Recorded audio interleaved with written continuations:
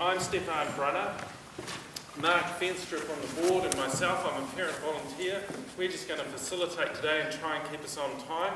We've got a lot to get through this afternoon, so you might hear us hurry people along, so that's our job.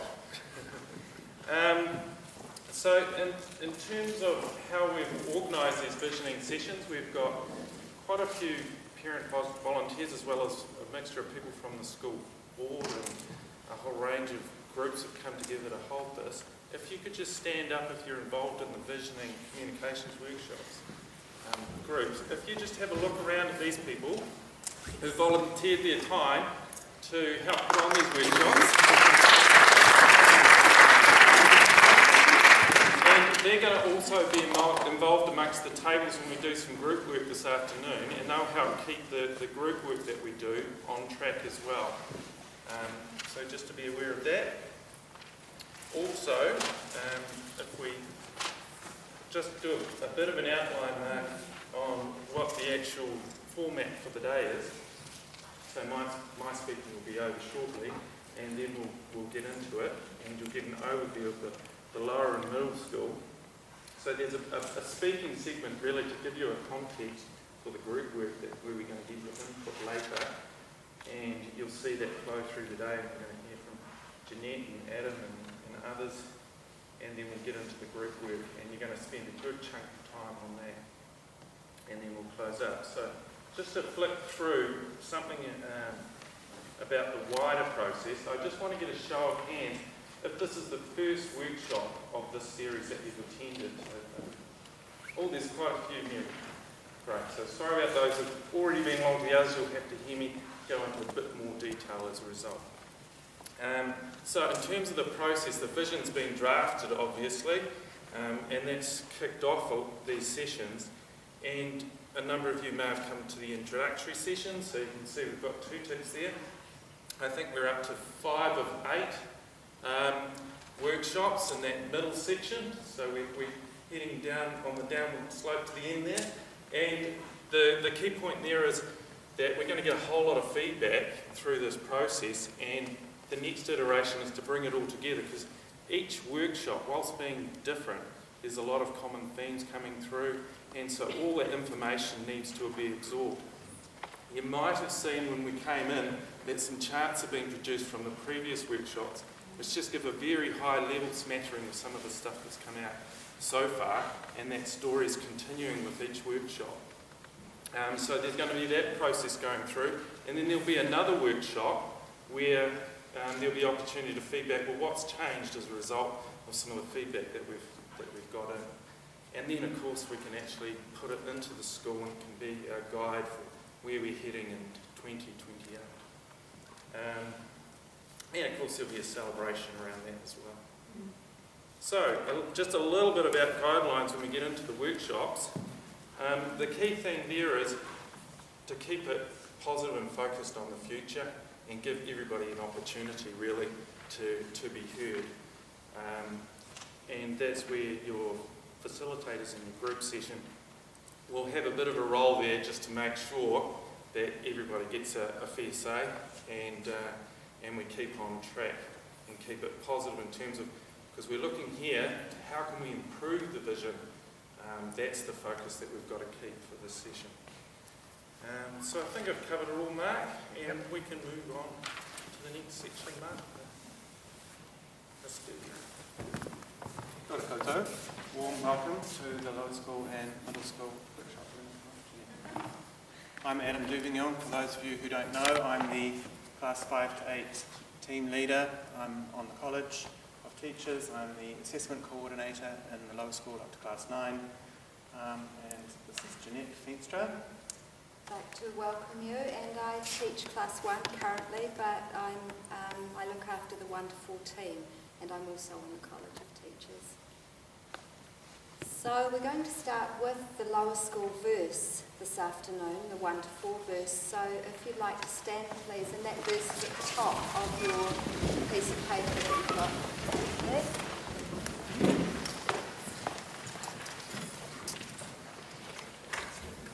This is how we start the day, every day in classes 1 to 5.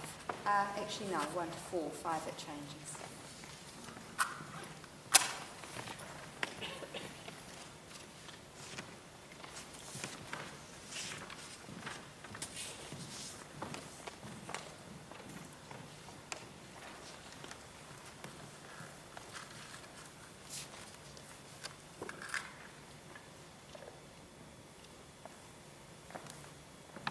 The sun, whose loving light makes bright for me each day, the soul with spirit power gives strength unto my limbs.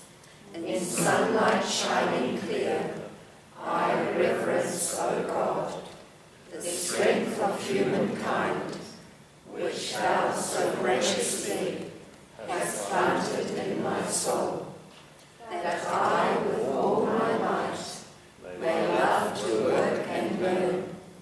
From Thee comes light and strength, to Thee rise love and thanks.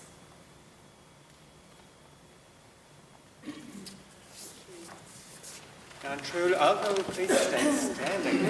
In true lower school fashion, we thought a great way to start this workshop would be to do a little bit of singing together.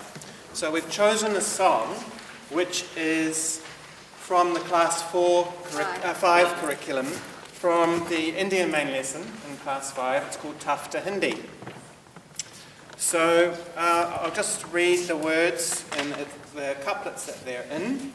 See the peddler Tufta Hindi, he has silks for maidens fair. From you? See the peddler Tufta Hindi, he has silks for maidens fair. From your doorways come and bargain for my silks and laces rare. From your doorways come and bargain for my silks and laces rare. And then it's repeated again. From your doorways come and bargain for my silks and laces rare. And the tune.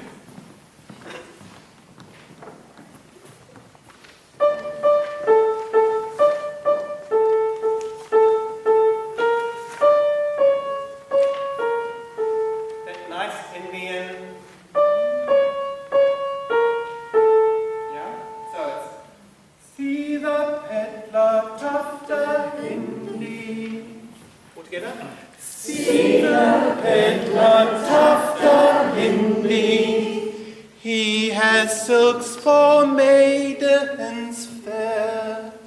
He has silks for maidens fair. Yeah, all that together again from the beginning. 1, 2. See the peddler Tufta Hindi, he has silks for maidens fair. Good. And then, from your doorways come and bargain.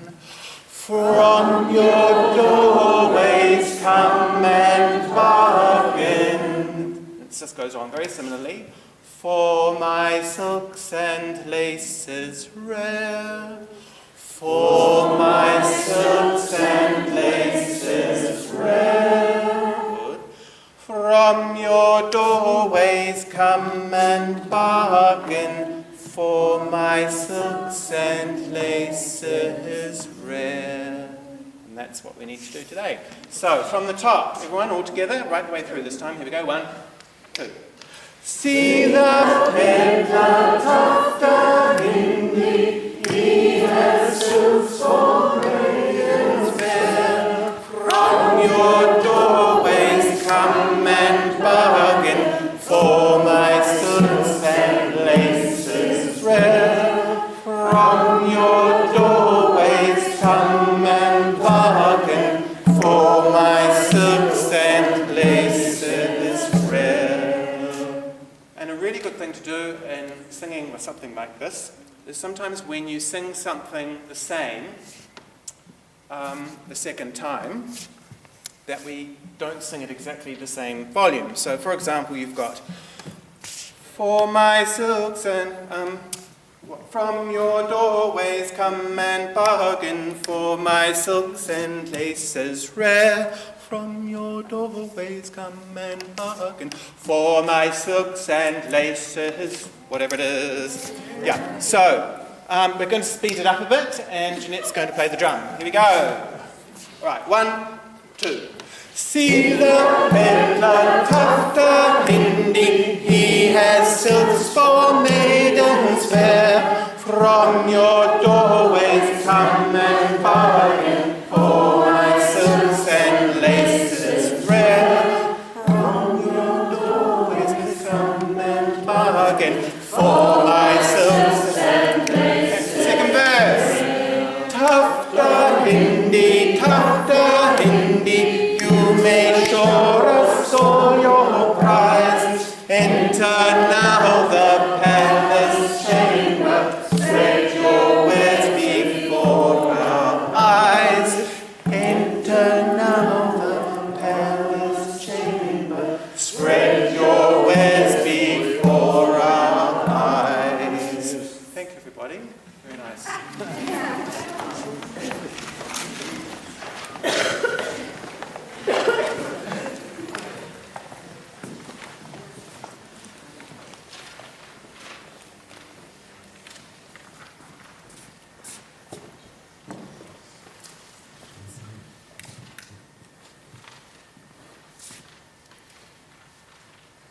So on the slide, you can see side by side, in stark contrast, a piece of page of the main lesson book in class 1, the letter K for king. Snuggled up right next to the king in gold. And then on the right hand side, you see a piece of main lesson work from class 8. This is a piece of work from someone's main lesson book on the Outsiders main lesson. I'm just going to read you the content underneath, because I know you won't be able to read it from there. So it says, character comparison. This character comparison shows the characteristics of Gary, Ponyboy, Dally, and Johnny. They're all characters in the novel The Outsiders. The blue boxes show the individual characteristics, and the green ones show the shared characteristics. The two brothers, Derry and Pony, are both smart and athletic, while at the same time very different. Derry is strict and stressed with the responsibility of keeping the family together, and Ponyboy is dreamy and not always practical. This makes Derry angry with him because he's always worried for him, which creates a rift between the two of them. Dally and Johnny share a similar brotherly affection, even though they are almost complete opposites. So that's a piece of analysis, really, which a student has done who is 13 turning 14 years old. The class 1 to 8 journey. How do we get from the king to the outsiders and the character comparison? What are the essential characteristics we're looking for, looking to develop by the time students are in class 8? When they're coming to the end of their journey in the middle school, approaching that threshold moment, the whakatau, when they're welcomed across that threshold into the high school. What are we looking for, actually? In the lower school section meeting the other day, we had a brainstorm. We've done this before, and the initial work we did has fed into the visioning, as you will see a bit later on. But we just thought, what are the really main features we could, in an ideal world, we'd be looking for in a class 8 student? The following words came out. Integrity, practical intelligence, reliability, goal-oriented, focused, self-determination, warm-hearted, critical thinking skills, reverence, the capacity for inquiry, mindfulness, the capacity for astonishment, well-rounded, balanced, empathetic, compassionate, conscientious, resilient. Those are some of the words that came up in a conversation that teachers had the other day about the essential qualities we're looking to cultivate. So, what is the journey? How does it begin? What are the key threshold moments along the way? I'd like to ask Jeanette to come up now, and she is going to give you an introduction to the Class 1 to 4 part of the lower school, the curriculum, and how the vision, as it's unfolding at present, fits into that. So, Jeanette. So I was actually thinking about, I'm only giving you a very small picture of where we are, of what happens in the lower middle school. Actually, of course, it happens before then in the kindergarten, where the children learn through activity and imitation. And in a way, the early stages of Class 1 are a bridge from the kindergarten into Class 1. So I was thinking about what we hold closest to us in that lower end of the school. And it came to mind that if you open the Class 1 door in the morning, you will see the children moving. And we move together as a group. And I think one of the challenges coming into Class 1 is for those children who have come from the different kindergartens to actually be able to function as a big group. And through that movement in the morning, we develop the dexterity and the physical skills which, enable the child as they move through their journey. It becomes a tool for them that they develop in other ways. I was looking at this, thank you for putting that up, so without putting my glasses on I can't read what I've written. But students look after one another. If you walk into the Class 1 room, you will see moving as a group. They have to start having a more of an awareness about each other and their space in that room. They have to, when they go out at break time, they are learning to get along with each other. We look at nourish imagination and creative thinking, and I'm thinking, what does that look like in Class 1? It comes through the teaching of the fairy tales. If you look at a Class 1 child sitting there when you're telling them a fairy tale, they've gone into another place, into another world. The looks on their faces as the king strides out in his beautiful gown, holding his sceptre, on his journey into the world and back again. They live that. They live the poor traveller that perhaps he met on the way, the beggar on the side of the road. They live that, you can see it in their faces. And in Class 1, I think there is a natural enthusiasm for learning, which we foster. If you look at the Class 1 desks at the end of main lesson, often I'll find myself pushed right up against the blackboard because they move up closer to you. And if that's not a picture of an enthusiasm for learning, then I don't know what is. They want to be close to you as their teacher. If you're in the playground, you have a great trail of them following you around, and they love you. And they live very, very much in this imaginary world of the fairy tales. We don't teach in Class 1 the cold, sort of academic, intellectual concepts.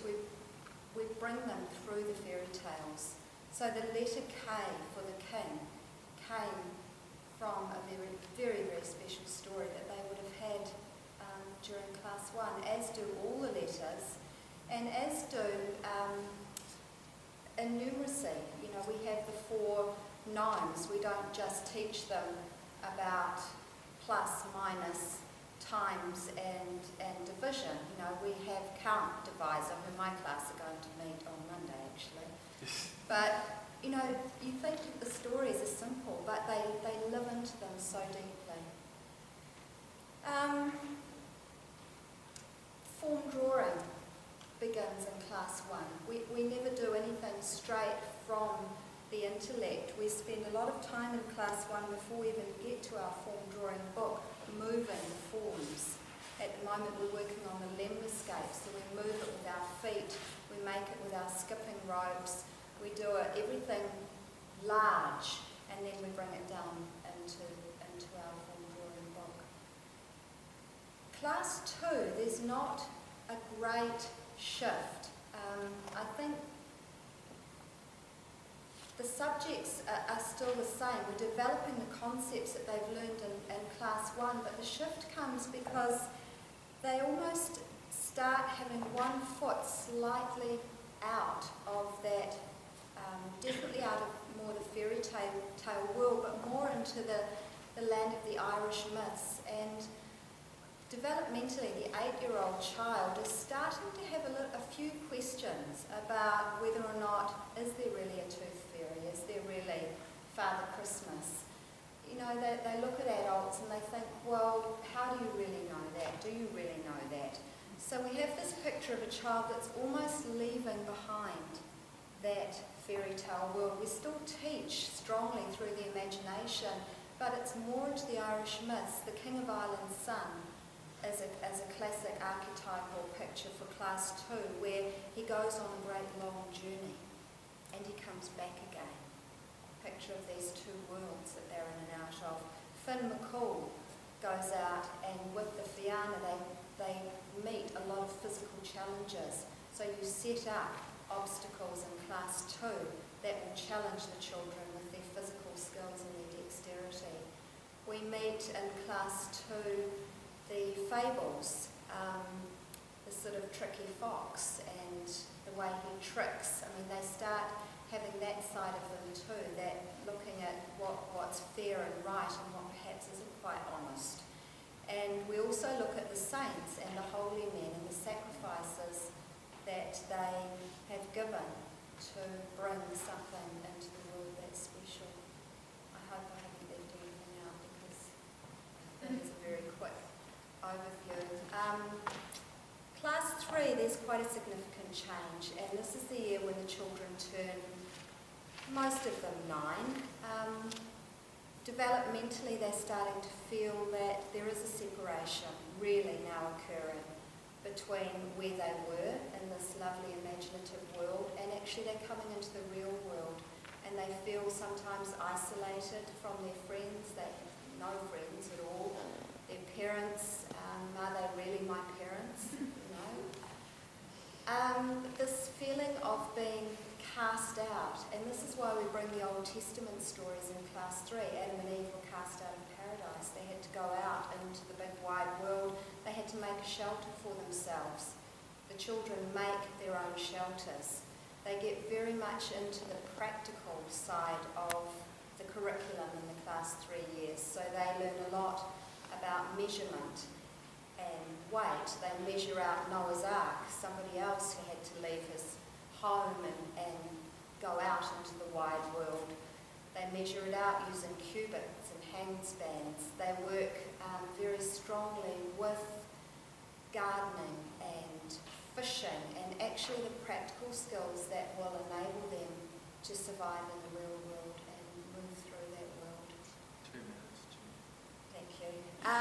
Social skills is a big one in class 3, and you know, as Gabi will tell you, if you don't do the work on social skills in class 3, then you're setting yourself up in class 4 for a pretty rough ride with a lot of the children, because they begin in class 4 to then have much more awareness of the children around them, what they're wearing.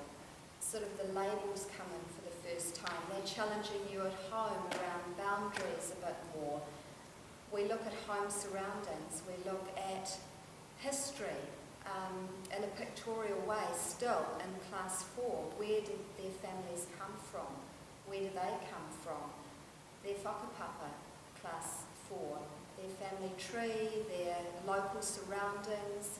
We use the Norse myths, for the history, we look at Loki, who was a real trickster, and how if you push something too far, that actually you can end up destroying. You can use that power to destroy something that is beautiful and the people around you. We have the first science, well, we don't have the first science main lessons as such, but man and animal in class 4 is a very significant main lesson in terms of looking at the difference between the animal and the human being qualities, the qualities of a human being that, we have something of everything, where the animal specialises in one thing. Oh my God, it's about there. I guess I just want to finish by saying imagination plays a hugely important part in the curriculum of the lower school. We could not teach without engaging the imagination. And there's a quote from Albert Einstein here that says, "The greatest scientists are artists as well. Imagination is more important than knowledge because knowledge is limited, whereas imagination circles the world." And I'd just like to say that I think the lower school teachers work very hard in their lessons to touch the children's heart and to kindle their imagination.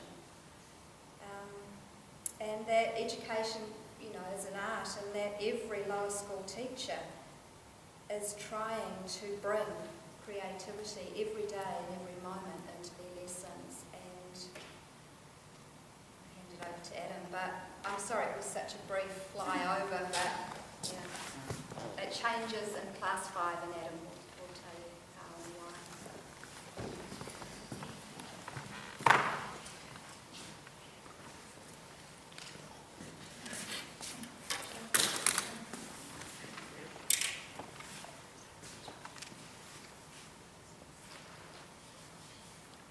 Nature's first green is gold. I'd like you to think about the preciousness of youth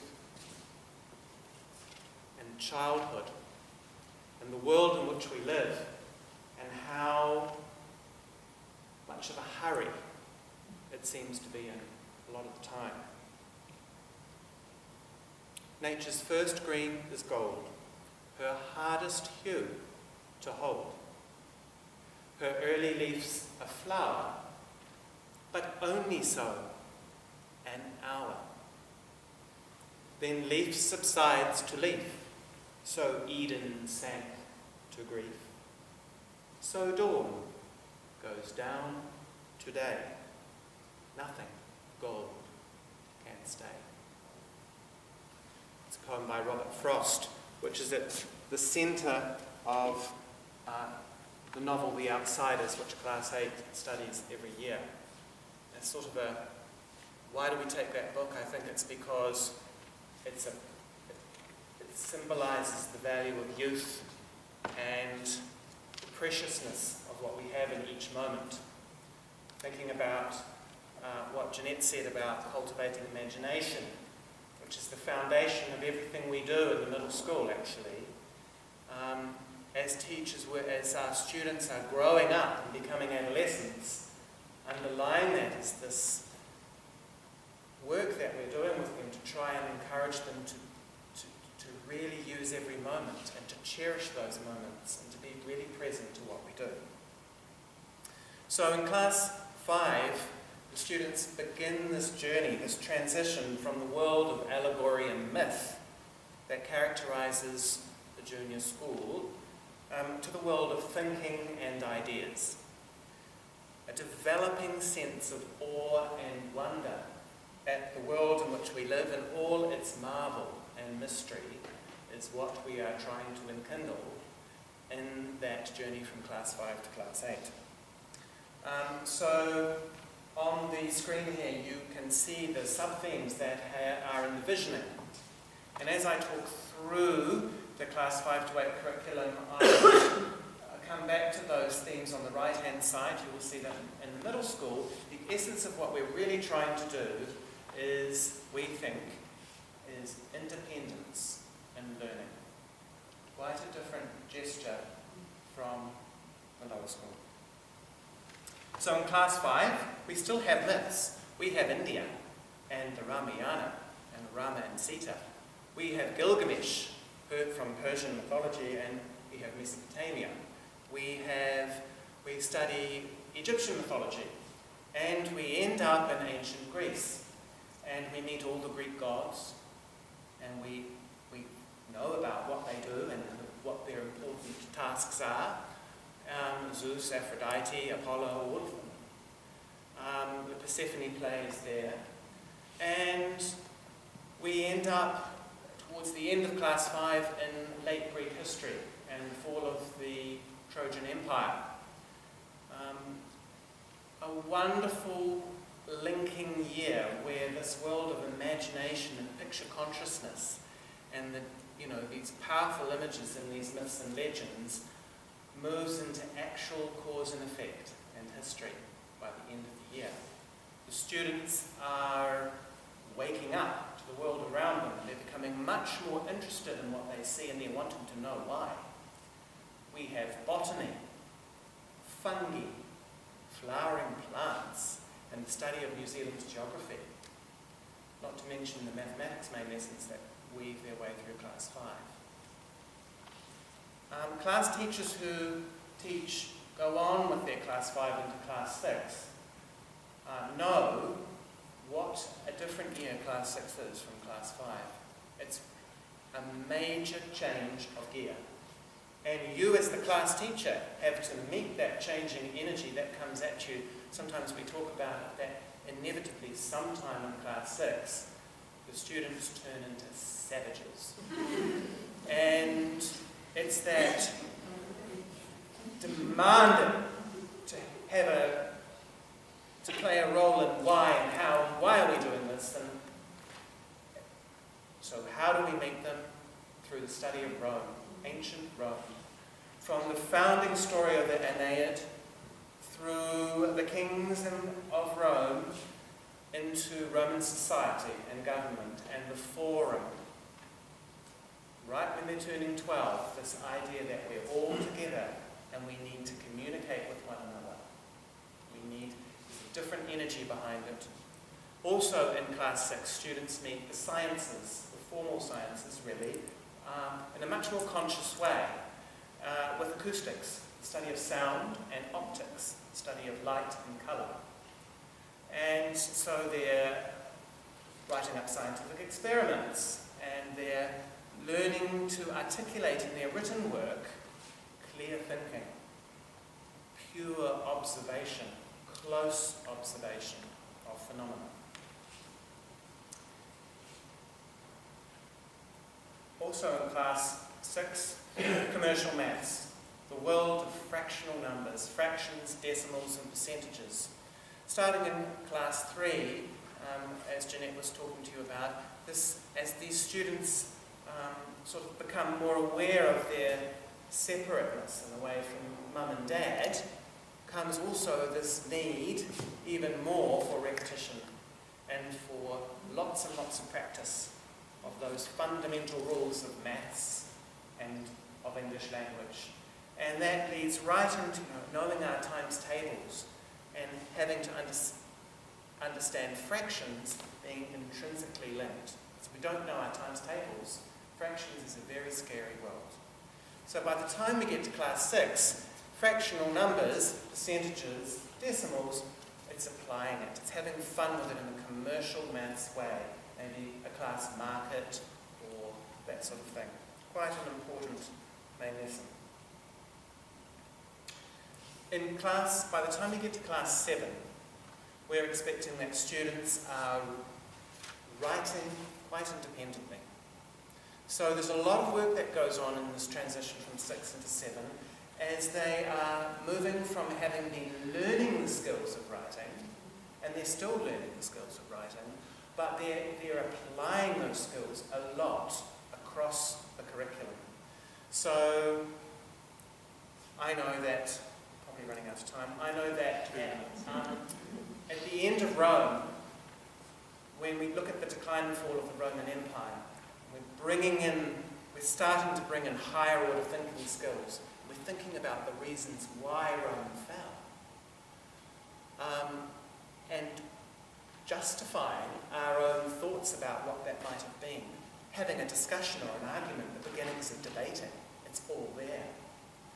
When we get into class 7, into the study of the Crusades and the exploration of wonderful biographies like Saladin and Richard the Lionheart, these two contrasting characters from the East and the Christian Crusades, there is another opportunity for students to use their writing to articulate their thinking and understanding of what is going on. Not just recounting the Crusades, but exploring the contrast between different characters and personalities. You find that again in the Voyages of Discovery main lesson, the age of exploration, the horror of Western colonization and conquering of the Americas, for example, and the East, and the glory at the same time, and the benefits that has had for world history and the downsides for Indigenous peoples. In class 7, students want to know. They want the real thing. This emerging sense of identity and need, the sense of me as an individual in the world is getting stronger all the time, and the students want to know the good and the bad, the beauty and the truth. So these archetypal main lessons in class 7, the Crusades, the Renaissance, the study of genius and Leonardo, the Voyages of Discovery, exploring the world as their knowledge about the world and its history grows, and the causes and effects and consequences of human action. When they come into class 8, we turn a corner, and the class teacher's involvement in every lesson for the class is no longer there's not the same amount of contact time. The class teacher takes a step back. The high school teachers take a step towards class 8, but class 8 is still in the lower school. So the science main lessons, some of them, and the maths main lessons, some of them will be taught by high school teachers. Some of them, using their specialist knowledge. The class teacher, or the class guardian as we call it, who is there in class 8, takes them on. And the characteristics of class 8 are really, the central theme of class 8 is technology. Technology is a way of thinking and innovating in the world. And where did it come from? The Industrial Revolution in Britain in the 18th century.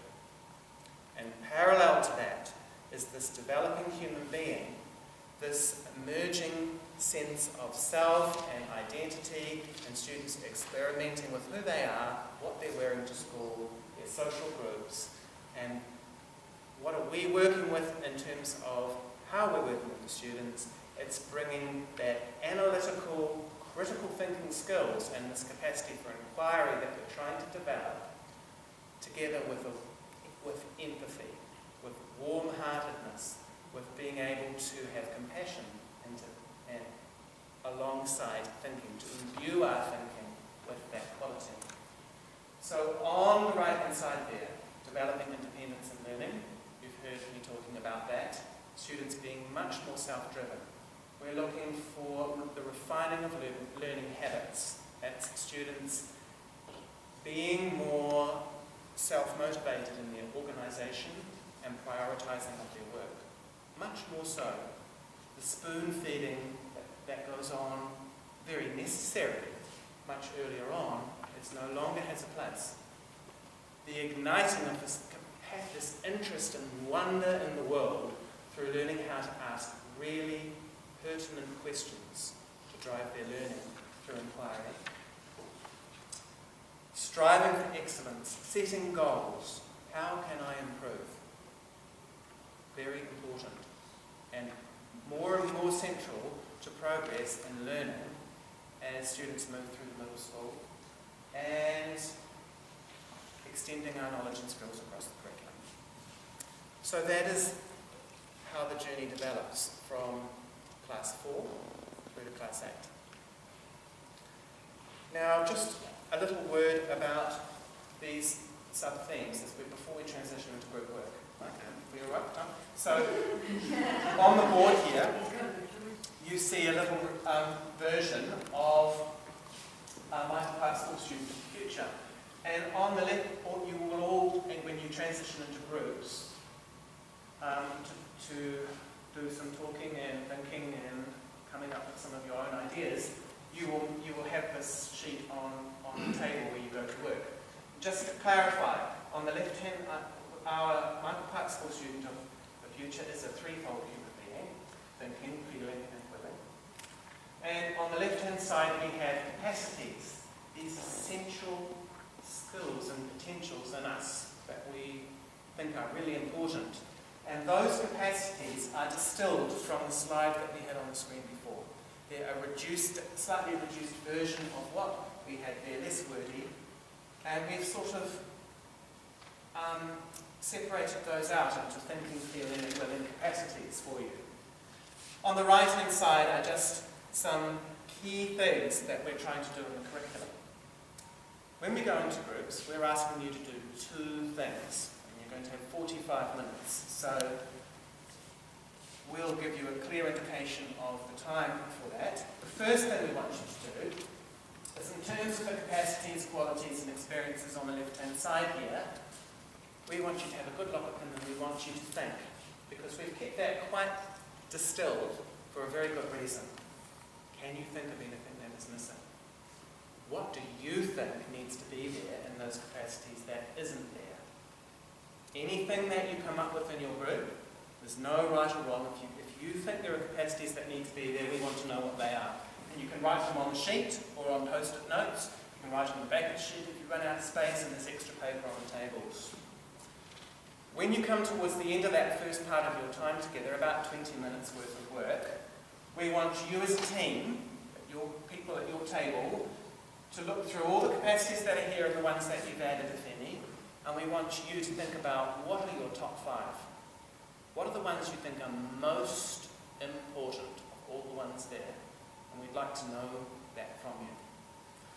The second half of the time that you're going to spend together in your group, we have heard through the workshops and the feedback and the conversations and you have highlighted in the workshops, the call for more opportunities for parent education. So, starting today, let's make a step in that direction.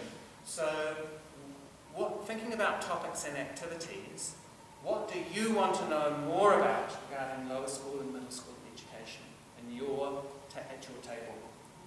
We would like your group to come up with at least 3, and you may have maybe many more things than that. And in that last half, about 20 minutes of time you've got together, to find some things that you want to know more about, and we'd like you to bring back your top 3 things to share. And after that 45 minutes, at the end of that, you need to appoint a spokesperson for your group, the same as we have done in previous workshops. And we're all going to come back in here, and we're going to share the results of that. Stefan, do you want to say? Yeah, I was just going to say that amongst your group, we've interspersed some people who can help facilitate the process. And of course, a lot of ideas and things will be said that when you distill them down to a few words, you might be concerned that things will get lost. They will hold some of that conversation that sits behind what you come up with. So whilst we will take some stuff away and we will talk about some of it, there will be someone in each group that will hold that information, and when we go through that filtering and discussion process about, okay, well, how does this change the vision and make it better, that's where all of that will come in, that work that you do. So the key thing is that we will give you some time warnings as we go through the process. We're looking for tables of about 6, maximum 7. Yeah. 6 is the best. 6 is the best. We found that if you have too many people on the table, you won't get enough of a say. And one of the roles of those people who will help facilitate, but you can all play this role, is just try and make sure that everyone gets a chance to speak. That's the important thing. And there'll be, the instructions are on the table, and also those guidelines about just how we'd like the meetings to be conducted are there as well. go through. I think we've covered it all, except for the time, which is, you've got until 3:30, but overall. Would it be possible to use 3 for lower school and 3 for middle school? Because if we're sitting at a table with lower and middle school people there. And Great idea.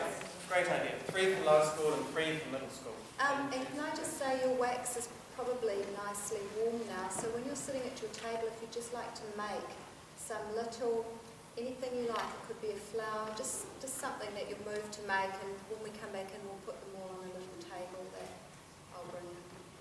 Thank you.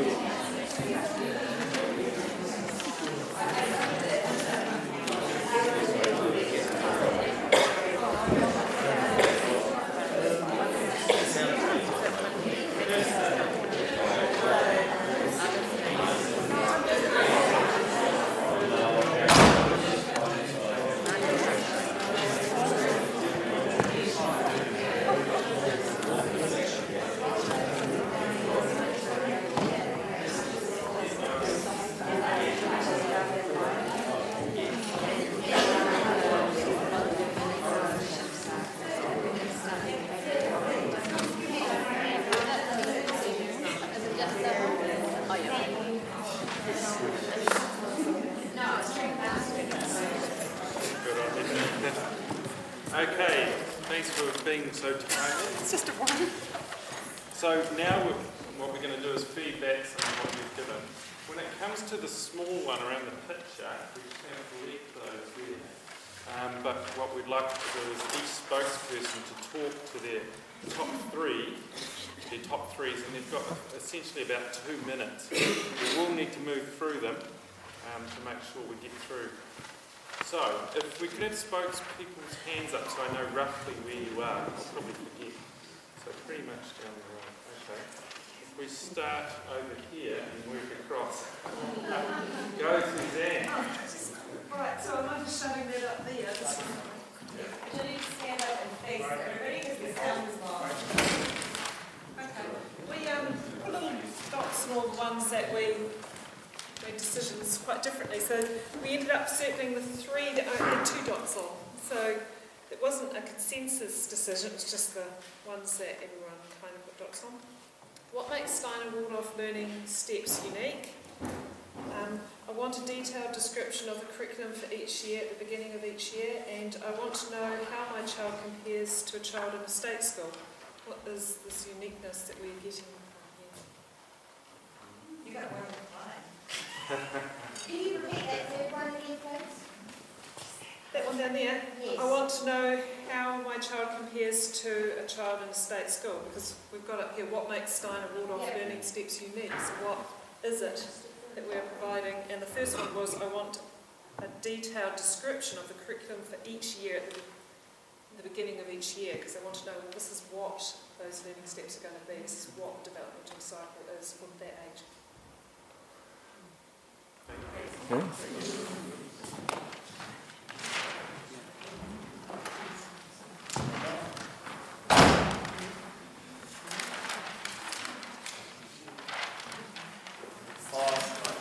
course, we'll challenge the logic of not having 3, so anyway.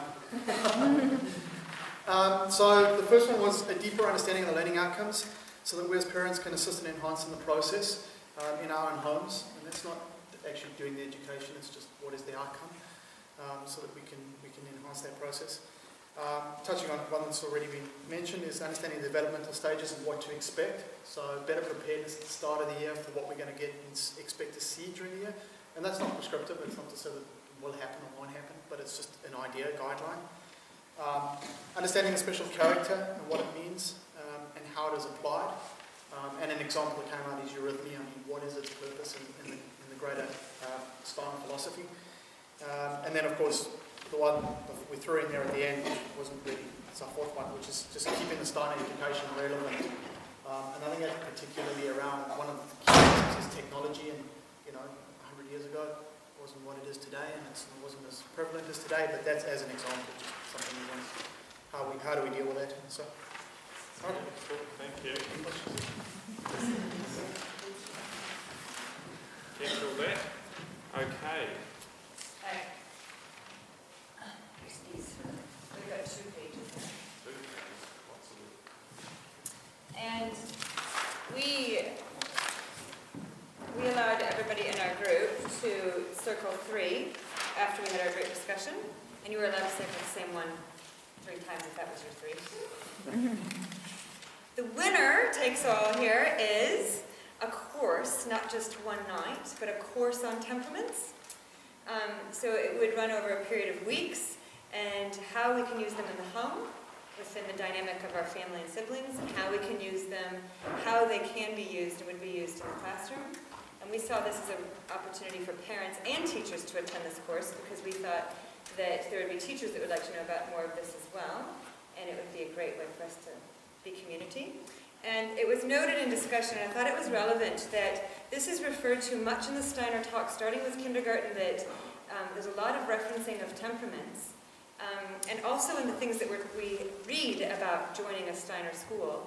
Yet none of us at our table actually had the experience of our class teacher talking about directly the temperaments in the room.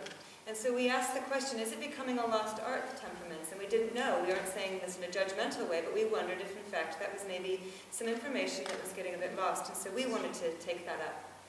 Then the one that was tied here is all of these grouped together, basically a day in the life. It's a school an education that would be like a day in the life of each class. So you would be able to go and know what it was like to be a day in the life of class 1, a day in the life of class 4. And there's some real specific ideas here about being really individual about that process. And I won't read all those post-its, but here we cheated and we went out of the box and didn't answer the question. But it got circled a lot, would like to see more of gardening and farming at the school, on the school grounds, and understanding like how we could even help and be a part of that. So that's our 3. Cool, thank you. So, up there. Sorry, I'm trying to go through this.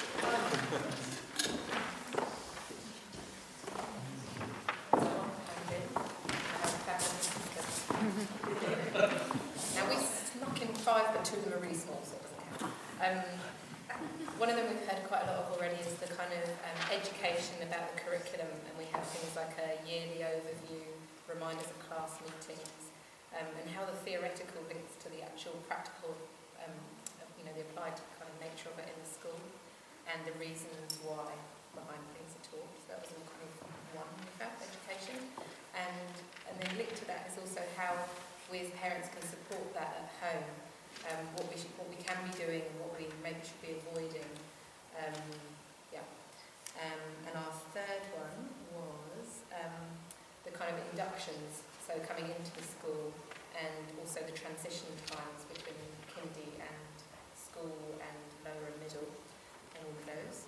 And then the 2 really quick ones are the communication, so between teachers and parents, but also how students learn to communicate with each other, and also how to communicate their own kind of feelings. And the last one was also, how do we get parents to come and want to learn? And we kind of felt that underpinned quite a lot of things. How do we foster that desire to learn as parents as well as in our children?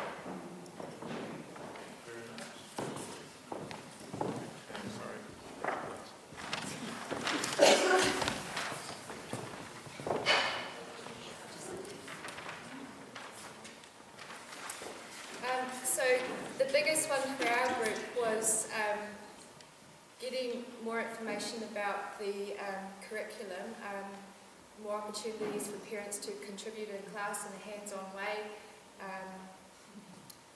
We had a doctor in the group so no one can read his writing.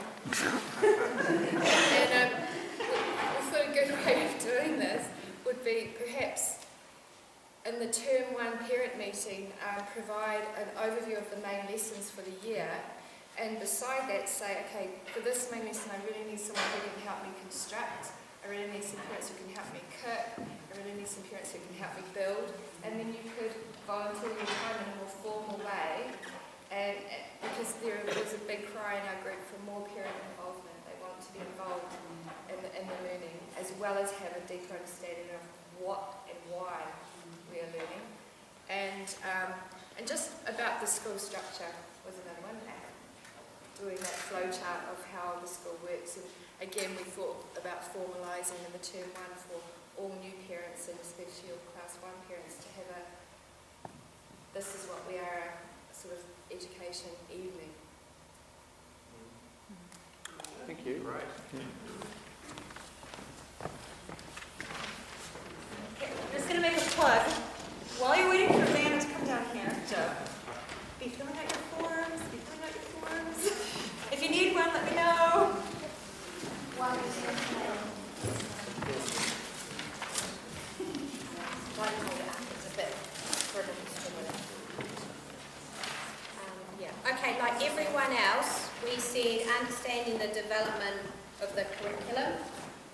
So I don't think I need to expand on it. We said understanding how it is taught, and an example of that was maths, and how it's taught a lot differently than when we were all younger, many moons ago.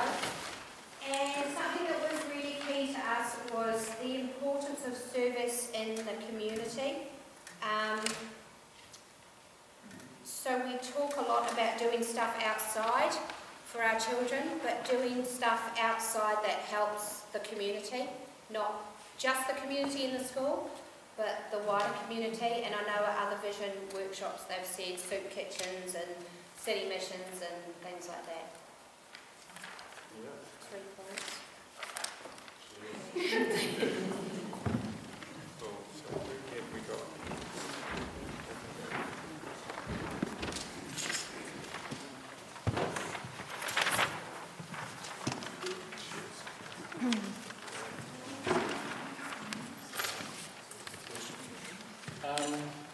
We did come up with 3. The first one, one thing that in its most importance was knowing when a class has outgrown the teacher and the assessment of that same thing. We weren't sure if there was a formal way that, because whether there are teachers coming into the class and there was a formal means of assessment of that, it would be good for us to know if there was such a thing. The next one was insight into the curriculum, and all of these really feed into that. How the physical development affects the learning, knowledge of the stories that the kids are learning, knowledge of the songs, some info into the curriculum as in what they are currently doing and learning, and how the developmental goals are reflected by the curriculum. And then the third one, which I think struck a chord with all of us, was the specific understanding on the learning to read timing, because for each one of us it was always outside pressure, such and such a child, he's reading the Bible at 3.5, and he's a legion. Why is your child not learning? And the external pressure that you get, especially from grandparents, apparently struck a chord. And I remembered from my own experience feeling the same way, and then when Eli did start learning, going, why would you do it any other way? But you just don't have that conviction until you've done it. And if you've only got one kid, you're going to go through a lot of heartache, because you get a lot of questions about it, because it is how a lot of people gauge your child. So that was important. Yeah. Right. Thank you. Have we covered every spokesperson now? Right. Sorry, Stephen, I didn't make comments. We, as a group, thought that we would go through the bits to the side of the bill and the bits to the other side and rank those as how they were important to us. Yeah. We spent most of our time doing that and then came up with the questions. Yeah. And we haven't talked about that. Or we haven't voiced some of the stuff that we said was important, and I just got in trouble for not mentioning that. So have you got something quick? Well, it's just we spent so much time talking about that there were some key things in there that we came up with that I think we should raise. Right. That's very We good. have, go. Well, actually, I've got a very quick one. sorry.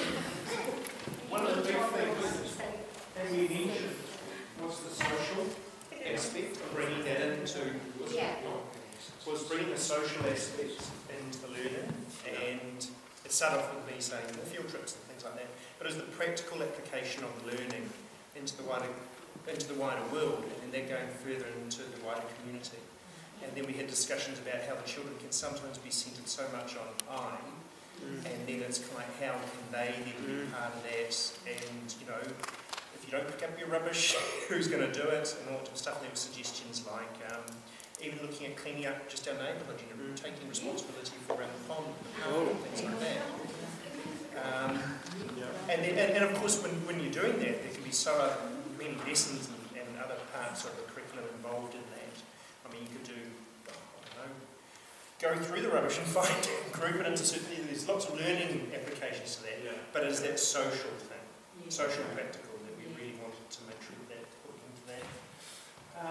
And one of the things that we see, being part of a community, we kind of crossed out being part of the learning community, because we think that happens anyway, but it was that really strong being part of a community. That's one of the things. Cool. And part of that learning thing was developing practical intelligence, so just the doing. You learn the skills, and that's part of the strong part of the school, is then applying them. So not getting stuck in the state, reading and writing in your head, actually physically, you know, being part of it, really strong. Now you're teaching me all the way around. I know, we probably do all the same things, but we just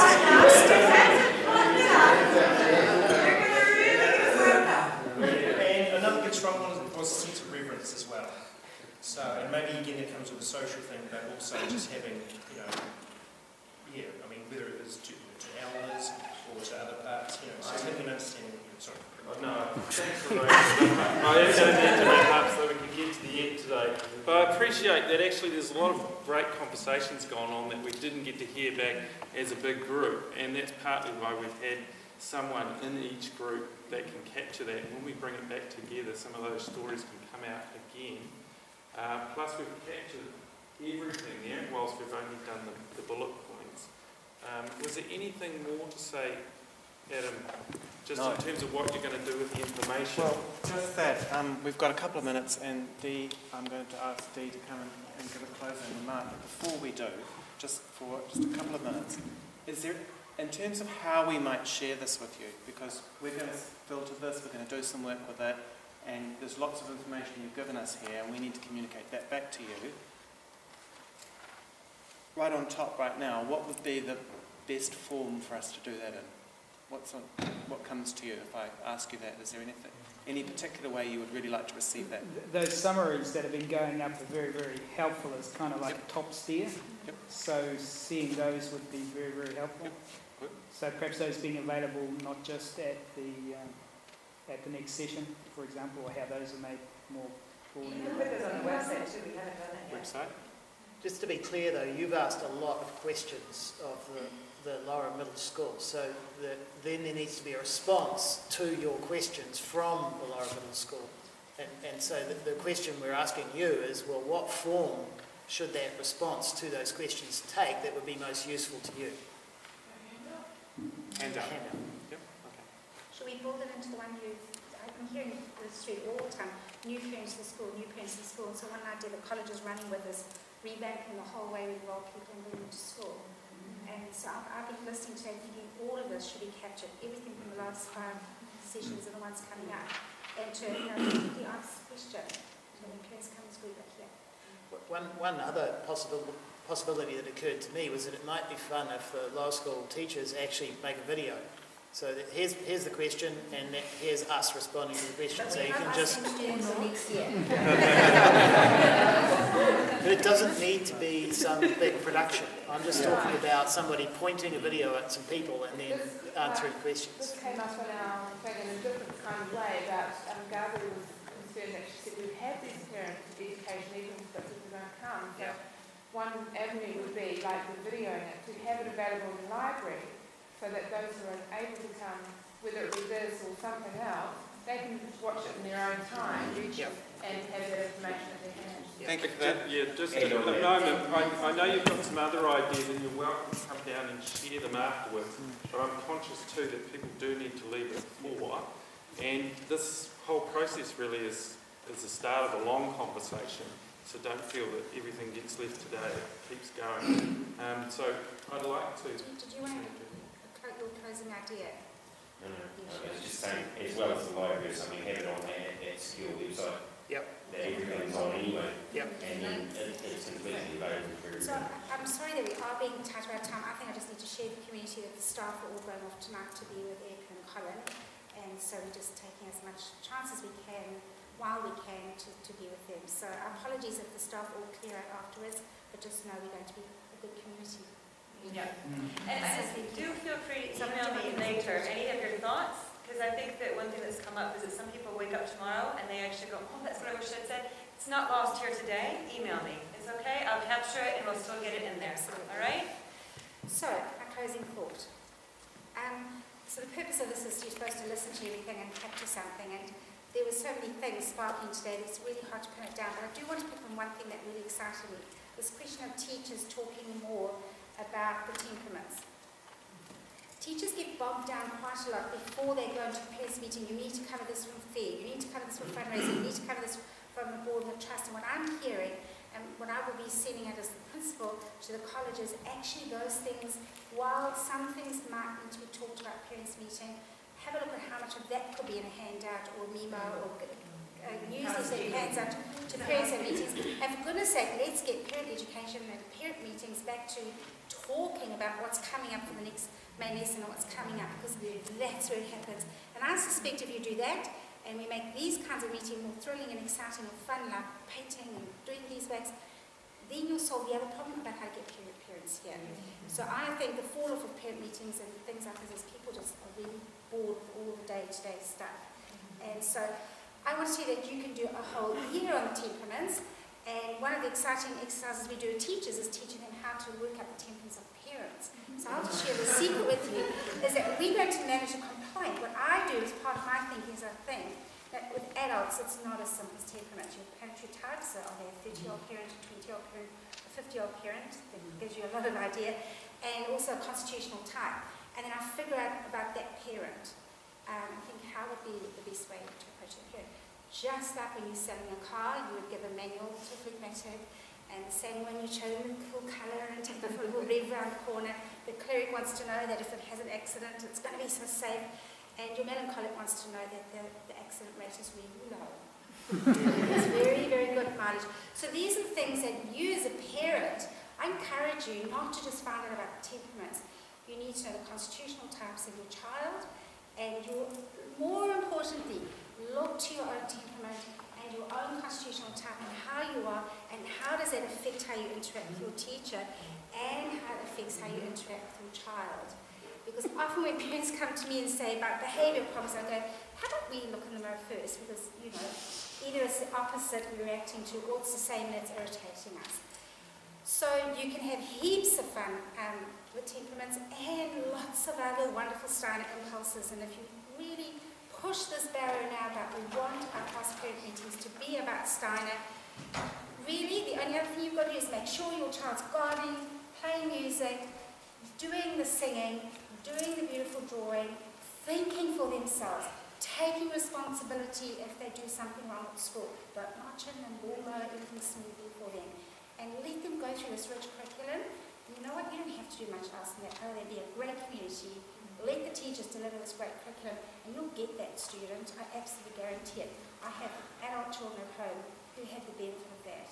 And I just know it works, hand on my heart.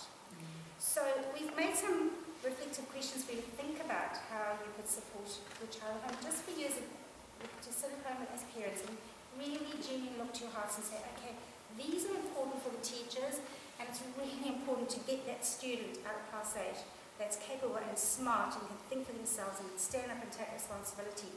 These are the things that are important at home. So it's just a little bit to you to use or not. So and I'd like to thank Jeanette and Adam. I just think we're really lucky to have, and to all the lower school teachers who came to school today to support us. Thank you.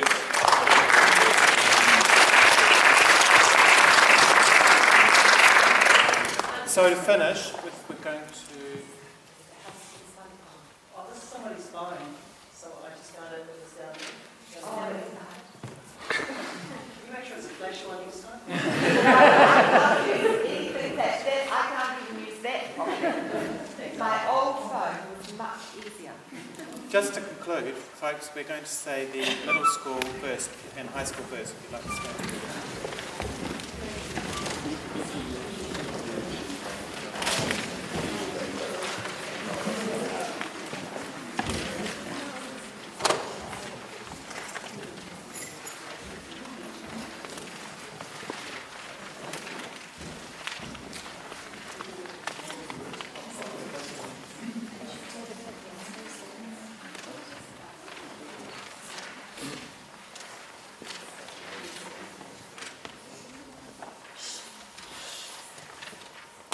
Really trying to start out of that stillness that we're looking for in the students and that sense of groundedness in yourself.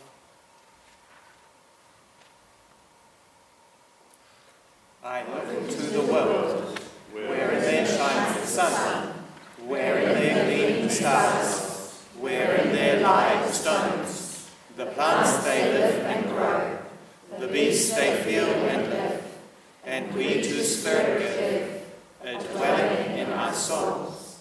I look into the soul, which lives within my being, the spirit of God that weaves, in light of sun and soul, in worldwide space without, in depths of soul within. To you, O Spirit of God, do I beseeching turn, that gifts of strength and grace, for learning and for work, within me live and grow. Thank you. Don't forget those feedback forms.